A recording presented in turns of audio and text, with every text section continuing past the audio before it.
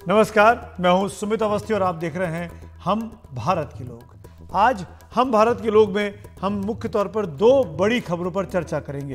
पहला तो संजय सिंह की गिरफ्तारी को लेकर, क्या अभी भी और गिरफ्तारियां होंगी दिल्ली के लिकर स्कैम के, और दूसरी बड़ी खबर करेंगे न्यूज़ क्लिक के मामले को लेकर। आखिरकार चीन की चाल क्या है और ये सिंघम का जाल क्या है, क्यों ये खबर इंपॉर्टेंट है, इस पर भी तफसील से बात होगी। लेकिन शुरुआत करना चाहेंगे इस पूरे बुलेटिन में हम संजय सिंह की खबर से जुड़ी हुई। आज संजय सिंह की कोर्ट में पेशी हुई। कल देर शाम उनको गिरफ्तार किया गया था, हमने आपको कल वो खबर दिखाई थी। आज जब उनको कोर्ट रूम में दोपहर के बाद गिरफ्तार करने के बाद पेश किया गया तो ईडी, जिन्होंने उनको गिरफ्तार किया है, इन्फोर्समेंट डायरेक्टरेट, उन्होंने 7 दिन की रिमांड मांगी, लेकिन कोर्ट ने 5 दिन की रिमांड ही मांगी है। तो अगले 5 दिनों तक अब ईडी की कस्टडी में सांसद संजय सिंह को रहना होगा। आखिरकार क्या कहा ईडी ने कोर्ट में, वो आपको बताते हैं। संजय सिंह पर क्या इल्जाम लगाए हैं। संजय सिंह को 3 करोड़ रुपए इस लिकर स्कैम में मिले हैं, ये ईडी का कहना है।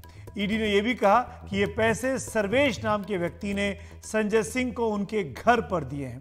ये अलग अलग किश्तों में दिए गए हैं। सर्वेश ने 2 बार में 1-1 करोड़ रुपए संजय सिंह को दिए। सर्वेश वो व्यक्ति है जो आरोपी दिनेश अरोड़ा, जो कि सरकारी गवाह बन गया है, और संजय सिंह, दोनों के बीच कड़ी का काम करता है। दोनों का करीबी उसको ईडी बता रही है।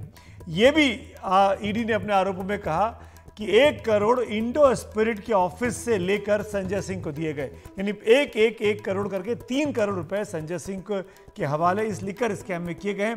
ऐसे सबूत ईडी का कहना है कि उसके पास छानबीन में निकलकर सामने आए हैं। सर्वेश का जो मोबाइल का लोकेशन है वो भी ईडी को प्राप्त हुआ है, और वो ये कहता है कि वो संजय सिंह के घर पे था। यानी डिजिटल सबूत मिले हैं ईडी को संजय सिंह के खिलाफ। ये ईडी के इल्जाम है। दिनेश अरोड़ा का एक कर्मचारी है सर्वेश, और वो सर्वेश संजय सिंह का भी नज़दीकी बताया जाता है। दिनेश अरोड़ा, आपको बता दें, इसकी गिरफ्तारी पहले हुई थी लिकर स्कैम में, अब ये बेल पर बाहर आ चुका है, और ये सरकारी गवाह भी बना हुआ है। और सरकारी गवाह बनने के 24 घंटे के भीतर ही संजय सिंह के घर पर कल छापेमारी होती है और देर शाम उनको गिरफ्तार कर लिया जाता है। अब संजय सिंह ने क्या कहा, उनके वकील ने कोर्ट में क्या कहा कि दिनेश अरोड़ा की विश्वसनीयता पर भरोसा नहीं किया सकता क्योंकि वो सरकारी गवाह बन गया है। ईडी ने खुद भी माना कि कभी भी संजय सिंह को इस मामले में समन नहीं किया गया था। कल पहली बार उनके घर की छानबीन की गई, और यही बात संजय सिंह के वकील का कहना था कि एक ही दिन में समन भी नहीं हुआ, सर्च भी हो गया और गिरफ्तारी भी कर ली गई। कितने आनंद फानंद में सब कुछ किया जा रहा है, ये पूरा मामला है। आइए सुनते हैं। मोदी जी चुनाव हार रहे हैं इसलिए सब करा रहे हैं। संजय जी क्या कहना चाहेंगे, क्या लगता है क्यों? संजय जी क्या कहना हार चाहेंगे? रहे हैं इसलिए सब करा रहे हैं।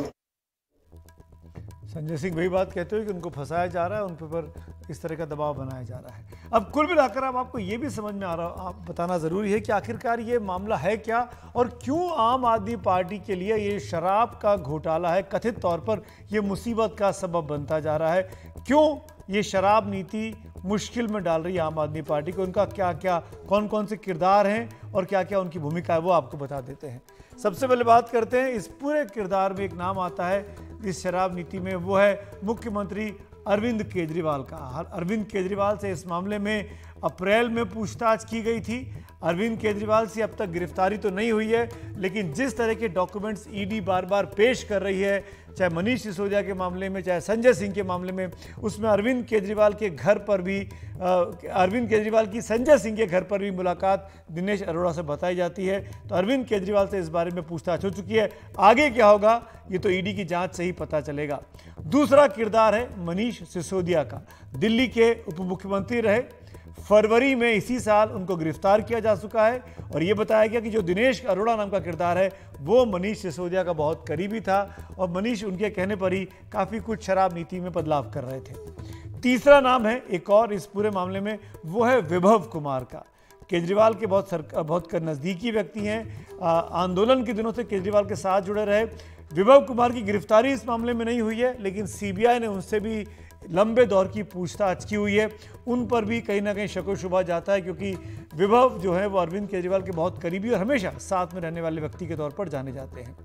एक और व्यक्ति हैं जो अरविंद केजरीवाल के थिंक टैंक के तौर पर उभर कर सामने आए हैं, आम आदमी पार्टी के नेता हैं जैस्मीन शाह। उनसे भी ईडी ने पूछताछ की है, उन पर भी ईडी की शराब घोटाले की जांच का शिकंजा कसा हुआ है। उनके दामन पाक साफ है, अभी तक ईडी ने ये नहीं कहा है। अगले शख्स हैं विजय नायर। विजय नायर आम आदमी पार्टी के कम्युनिकेशन विभाग से संबंधित व्यक्ति रहे। सितंबर 2022 यानी पिछले साल उनको गिरफ्तार किया गया था, 1 साल का वक्त हो गया। आम आदमी पार्टी के से जुड़ा हुआ जो शराब घोटाला, इसमें बताया जा रहा है कि विजय नायर का रोल सबसे क्रूशियल था। इन दिनेश अरोड़ा, अमित अरोड़ा, जितनी भी शराब की मालिकों की कंपनी है के साथ बातचीत हुई है, वो विजय नायर के अगुवाई में ही हुई है, इसीलिए उनकी गिरफ्तारी सबसे पहले इस मामले में हुई है। और अब किरदार आता है संजय सिंह का। संजय सिंह आम आदमी पार्टी के राज्यसभा सांसद हैं। ईडी ने उनको कल ही गिरफ्तार किया है, 5 दिन की रिमांड ईडी को मिली है। और ईडी का ये कहना है अपने चार्जेस में कि संजय सिंह को इस पूरे मामले में 3 करोड़ रुपए मिले हैं, ऐसा ईडी के पास सबूत हैं, कम से कम डिजिटल सबूत उसके यही कहते हैं। अब ये दिनेश अरोड़ा कौन है? आप सब सोचना जानते होंगे कि दिनेश अरोड़ा का नाम हर जगह बार बार आ रहा है। आपको दिनेश अरोड़ा के बारे में थोड़ी सी जानकारी दे देते हैं। ये दिल्ली के पेज 3 सर्कल का बड़ा चेहरा है, उद्योगपति है, ये शराब की दुकानें, शराब की होटल्स इनके हैं। इस मामले में अब सरकारी गवाह बन चुके हैं। दिनेश अरोड़ा के बारे में अब ताज़ा जानकारी है कि 14 नवंबर को उसको गवाही देने के लिए बुलाया गया है। दिनेश अरोड़ा नहीं, अदालत में सारे राज खोले हैं। उन्होंने कहा कि वो संजय सिंह को जानते हैं। दिनेश अरोड़ा सिसोदिया और उनके बीच की कड़ी के तौर पर इनको देखा जाता है। ये भी एक बार सामने आया कि दिनेश अरोड़ा एक बार संजय सिंह के घर पर केजरीवाल से भी मिले हैं, ऐसा ईडी का कहना है। उनके घर पर मिल चुके हैं। अरोड़ा ने संजय सिंह के कहने पर आम आदमी पार्टी के लिए चुनावी फंड इकट्ठे कर रहे, ये ईडी ने इल्ज़ाम लगाया है। और ईडी ये सरकारी गवाह बनने के बाद दिनेश अरोड़ा के हवाले से कह रही है।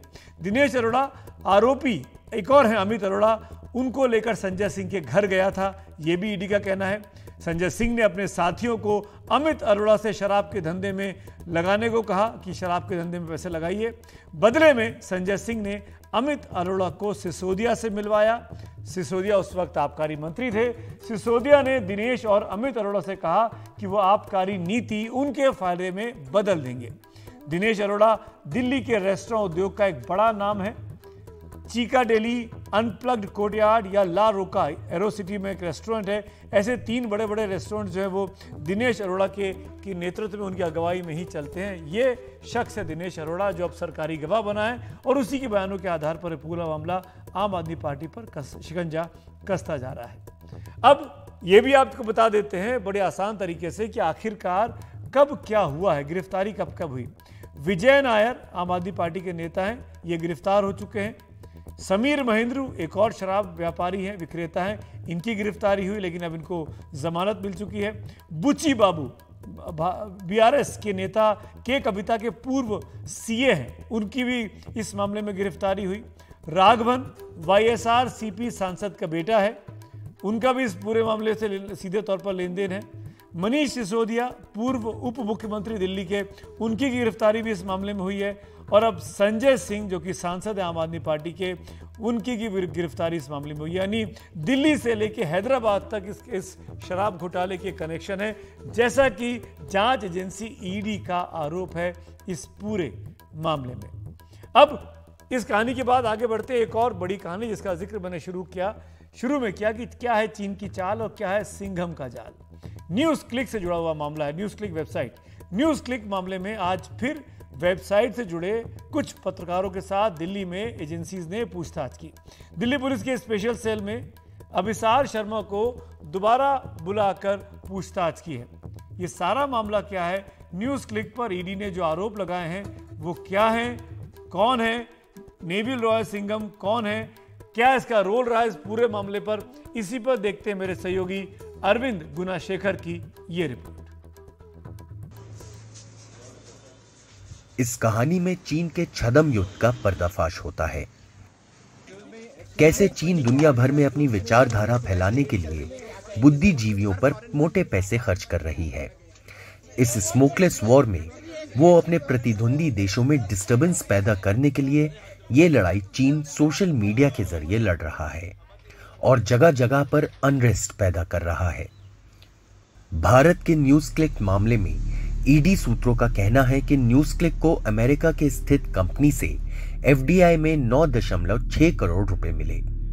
आरोप है कि अमेरिका में स्थित messrs world wide media holding LLC ने न्यूज क्लिक के शेयर 11,510 प्रति शेयर पर खरीदे। नेविल रॉय सिंघम की एक सहयोगी जेसन फेचर ने 2017 में अमेरिकी कंपनी बनाई। आरोप है कि न्यूज क्लिक को 2018 से 2022 के बीच अमेरिका में स्थित 2 कंपनियों से 38 करोड़ रुपए मिले। ईडी जांच के दौरान न्यूज क्लिक अमेरिकी कंपनियों को सेवाएं निर्यात करने का सबूत नहीं दे पाई। 38 करोड़ के विदेशी फंड के तार नेविल रॉय सिंघम से जुड़ते हैं। मुख्य पात्र नेविल रॉय सिंघम आखिर है कौन, उसके बारे में भी जान लीजिए। पूरा नाम नेविल रॉय सिंघम, जन्म 1954, उम्र 69 साल, पिता आर्किबॉल्ड विक्रमराज सिंघम, राजनीति विज्ञान के प्रोफेसर, शिक्षा 1993 में हार्वर्ड यूनिवर्सिटी अर्थशास्त्र, निवासी शंघाई चीन, शिकागो यूएस, पेशा software engineer, company Thoughtworks IT परामर्श कंपनी। 2009 थॉटवर्क्स विदेश नीति पर परामर्श देने वाली टॉप 50 ग्लोबल थिंकर्स कंपनी में शामिल हुई। इसके काम है वामपंथी विचारधारा का प्रसार कर दुनिया की राजनीति को प्रभावित करना। अफ्रीका में राजनेताओं को प्रशिक्षण देते हैं। दक्षिण अफ्रीका के चुनावों में उम्मीदवार उतारे। लंदन में प्रदर्शन आयोजित किए, जैसे एक प्रदर्शन में हिंसा हुई। सिंघम से जुड़े ग्रुपों ने लंदन हिंसा के यूट्यूब वीडियो बनाए, जिन्हें करोड़ों लोगों ने देखा है। आरोप, चीनी विदेश नीति का समर्थन देने वालों को लाखों डॉलर चंदा दिया। दूसरा आरोप, न्यूयॉर्क टाइम्स के मुताबिक भारत में न्यूज क्लिक वेबसाइट को फंडिंग की ताकि चीनी बातों को प्रमुखता से छापा जाए। सूत्रों की माने तो ईडी जांच में पता चला है 2021 में न्यूज क्लिक वेबसाइट को 38 करोड़ रुपए की विदेशी फंडिंग मिली। इस राशि का मनी ट्रेल सिंघम तक पहुंचता है। न्यूज क्लिक पर इसी मामले में मनी लॉन्ड्रिंग और विदेशी फंडिंग नियमों के उल्लंघन का आरोप भी है। न्यूज क्लिक को मिली फंडिंग का इस्तेमाल कहां हुआ, उनकी जांच भी हो रही है। एजेंसियों के सूत्रों के अनुसार न्यूज क्लिक ने भीमा कोरेगांव मामले के आरोपी गौतम नवलखा को 21 लाख रुपए का वेतन दिया। न्यूज क्लिक ने तीस्ता सीतलवाड़ के परिवार वालों को 24 लाख रुपए वेतन के तौर पर दिए। न्यूज क्लिक ने प्रंजॉय गुहा ठाकुरता को 40 लाख रुपए का वेतन दिया। न्यूज क्लिक ने पत्रकार उर्मिलेश को 23 लाख रुपए वेतन के तौर पर दिए। दिल्ली पुलिस ने 17 अगस्त 2023 को न्यूज क्लिक और उसके संस्थापक प्रबीर पुरकायस्थ पर केस किया। न्यूज क्लिक और उसके अफसरों पर आतंक निरोधी कानून यूएपीए लगाया।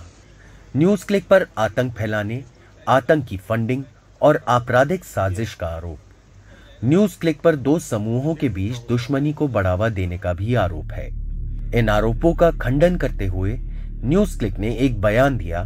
न्यूज क्लिक को 2021 से भारत सरकार की कई एजेंसियों ने निशाना बनाकर कई कार्रवाई की है, लेकिन पिछले 2 साल में प्रवर्तन निर्देशालय मनी लॉन्ड्रिंग के मामले में न्यूज क्लिक के खिलाफ शिकायत तक दर्ज नहीं करवा पाया है। दिल्ली पुलिस की आर्थिक अपराध शाखा भारतीय दंड संहिता के तहत न्यूज क्लिक पर आरोप पत्र दायर नहीं कर सकी। न्यूज क्लिक के खिलाफ कार्रवाई की निंदा करते हुए कई प्रेस संगठनों ने बयान जारी किए हैं। देश भर के पत्रकार संगठनों ने भारतीय चीफ जस्टिस DY चंद्रचूड़ को लिखकर उनसे मीडिया पर हो रहे हमले और डिवाइसेस जब्त किए जाने पर दखल देने को कहा है। सूत्रों का कहना है कि जांच में यह भी पता चला है कि पुरकायस्थ ने भीमा कोरेगांव मामले में आरोपी गौतम नवलखा के साथ भी एक कंपनी बनाई थी। आरोप है कि इसमें अमेरिका में स्थित एक रक्षा कंपनी का निवेश है। वो निवेश और कंपनी भी जांच के दायरे में लाए गए हैं। अरविंद गुनाशेखर की रिपोर्ट, एनडीटीवी इंडिया। ये इंप्रेशन आता है कि बीते कुछ सालों में हिंदुस्तान में जो प्रोटेस्ट हुए सरकार के खिलाफ, उसमें कहीं ना कहीं चीन की संस्था चीन के तरीके से फंडिंग कर रही थी और उसमें ये पूरा रोल था। दरअसल चीन का रोल क्या है इसको भी आप समझ लीजिए। अमेरिकी एक संस्थान है, इंस्टीट्यूट है फ्रीडम हाउस, उसने एक स्टडी की है। उसने पाया कि चीन का प्रचार तंत्र या कहें कि प्रोपेगेंडा वॉर दुनिया के हर बड़े देश तक अब पहुंच चुका है। फ्रीडम हाउस के मुताबिक उसने 30 बड़े मुल्कों में उसने एक अध्ययन किया है। 15 से ज्यादा देशों में चीन का प्रचार तंत्र प्रोपेगेंडा उच्चतम से उच्च श्रेणी के बीच का दिखाया गया है। 18 देशों में बीते 3 सालों में इस प्रोपेगेंडा में जबरदस्त बढ़ोतरी की गई, यानी कोविड के बाद से। कोविड के बाद चीन की छवि खराब हुई थी, अब चीन दुनिया की छवि खराब करने पर लगा है। प्रोपेगेंडा वॉर अमेरिका के साथ साथ एशिया, अफ्रीका, यूरोप और लैटिन अमेरिका तक अब चीन का पहुंच चुका है। इस रिपोर्ट में, फ्रीडम हाउस की रिपोर्ट में यह भी कहा गया है कि चीन की कम्युनिस्ट पार्टी यानी सीसीपी और उसकी एजेंसियां आलोचनात्मक रिपोर्टिंग को दबाने की और चीनी नैरेटिव को आगे बढ़ाने का काम करती हैं और चीनी सरकार के खिलाफ छापने वाले पत्रकारों को डराया और धमकाने तक से पीछे नहीं झिझकती हैं। सोशल मीडिया पर इन पत्रकारों की सोशल ट्रोलिंग कराई जाती है, एक तरीके से उनका साइबर उत्पीड़न कराता है चीन, यहां तक इस रिपोर्ट में कहा गया है। यह काम फर्जी मीडिया अकाउंट के जरिए चीन की एजेंसियां करती हैं अपने प्रोपेगेंडा, अपने नैरेटिव को सेट करने के लिए। आपको यह भी बता दें कि चीन में विदेशी सोशल मीडिया जैसे फेसबुक हो गया, एक्स या जिसको पहले ट्विटर कहते थे, इंस्टाग्राम हो गया, ये तमाम चीज़ें बैन हैं। चीन के अपने सोशल मीडिया अकाउंट हैं, तो चीन की जनता को पता ही नहीं चलता कि दुनिया उनके बारे में क्या सोच रही है। इस रिपोर्ट की सहलेखिका सरा कुक कहती हैं कि सीसीपी अपने प्रोपेगेंडा फैलाने के लिए अमेरिका, ब्रिटेन और अब भारत के पत्रकारों के सोशल अकाउंट्स की हैकिंग करने से भी पीछे नहीं रहता है। यह सब कुछ चीन इसलिए कर रहा है कि इन देशों में अव्यवस्था फैलाई जा सके और वो अपने उल्लू सीधा कर सके। तो यह चीन का बहुत बड़ा गेम प्लान चल रहा है, ऐसा आरोप लगाया तमाम एजेंसियों ने इस न्यूज़ क्लिक के मामले को लेकर। वक्त हो गया ब्रेक का, लेकिन खबरें और भी हैं, आप देखते रहिए एनडीटीवी इंडिया।